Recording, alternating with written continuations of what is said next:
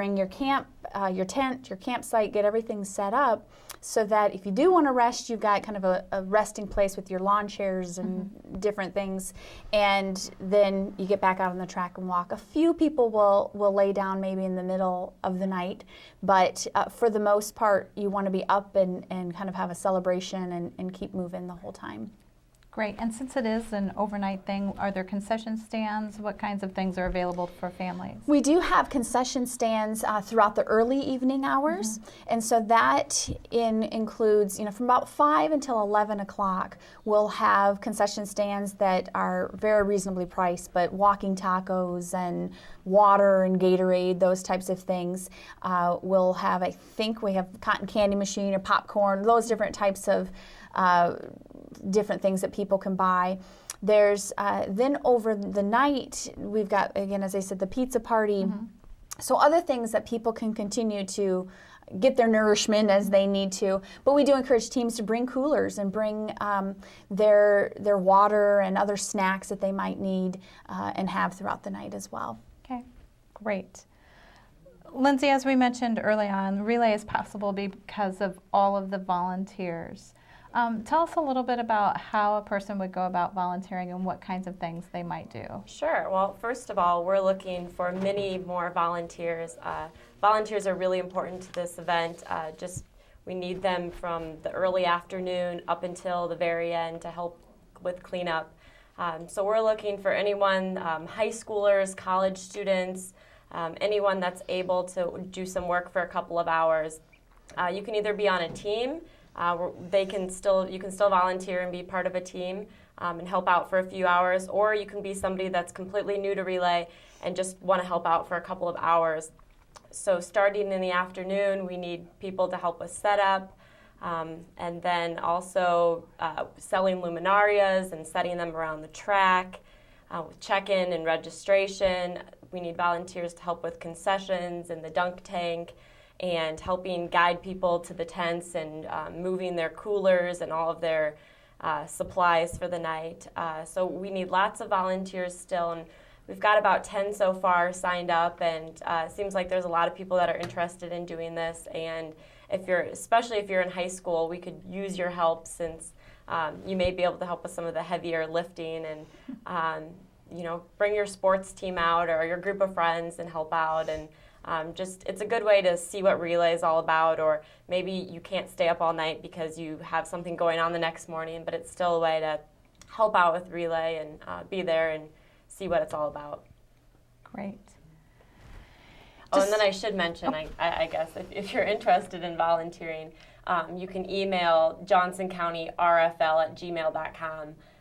And then I'll be in touch with you and just say, I'm interested in volunteering. Or you can go to www.relayforlife.org/JohnsonCountyIA, and there'll be a volunteer tab, and you can click that, and it'll have my information and let you know a little bit more, and then I'll be in touch with you. So hope to hear from you soon. Great. Just want to remind everybody that they're learning about Relay for Life of Johnson County on Live and Local Mediacom Channel 18. Airs Saturdays at noon and Mondays at 7:30 p.m. You can also check it out on www.patv.tv. Relay for Life, as you've heard, holds a special place in our hearts for each of us. The night is filled with many poignant moments. So I want to just take a little bit of time and hear from each of you about what your favorite part of the evening is. Lindsay, do you want to share? Sure.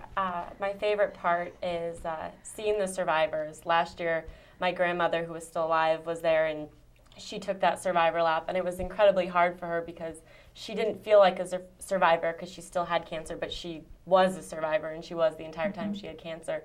So really just seeing the survivors and seeing everyone in the community supporting them is really the most meaningful aspect of it, and hearing all of these people go through and say what kind of cancer they had and how long. And many people have cancer once or twice in their life, and those people that are walking around and are so strong, that's probably my favorite part of the evening. Jackie?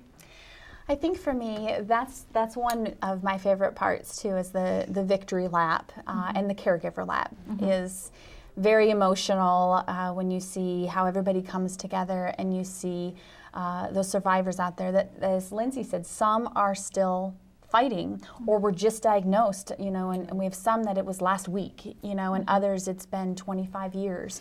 Right. And so that's one of my favorite parts. The other for me is the Luminaria ceremony.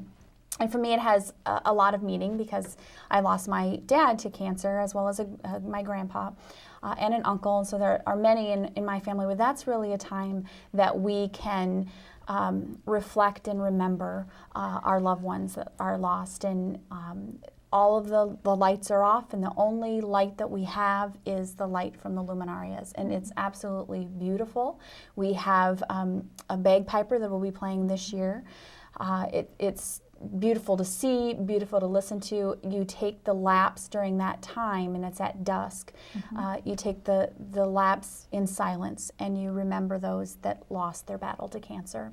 So that's one of my favorite parts, and that's what kind of gets me and makes me know that this is so important to keep fighting, because I want to help find a cure for cancer. I want to do whatever I can, and if I can help raise money so that we can get the research dollars so that we can find cure, and until then better treatments, then that's the motivator for me when I see all of those people that we've lost, or remember that. But then there's also honoring all of those lights as well, all of the people, the survivors. And so you'll see the lights, and you'll read the bags, and you'll see that it's in memory of or in honor of. And it's just a very moving, beautiful ceremony. Joanna? I would have to say last year just doing the survivor check-in was really fun.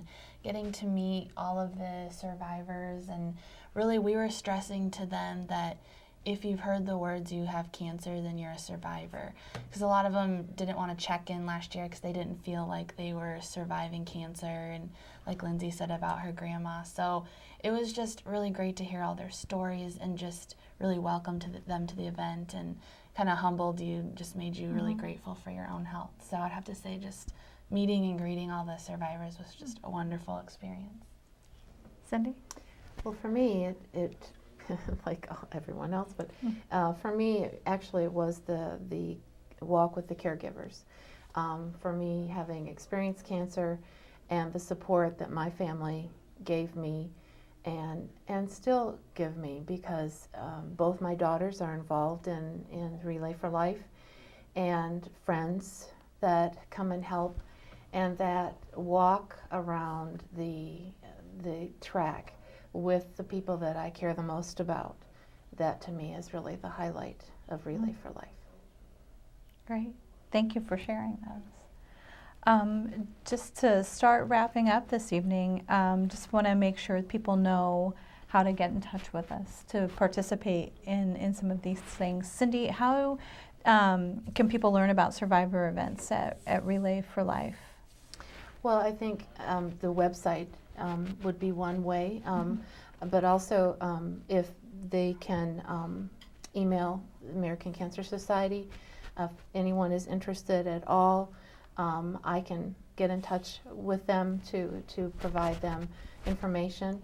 Also, I know that we do send out information, especially to survivors, to provide them information about events around the area if they're interested in participating. Great. Joanna, how can a person order a luminaria in advance?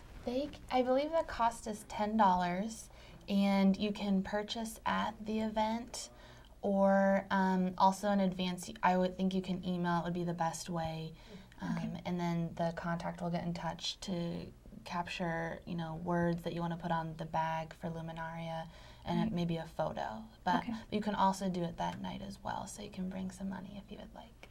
Okay, great.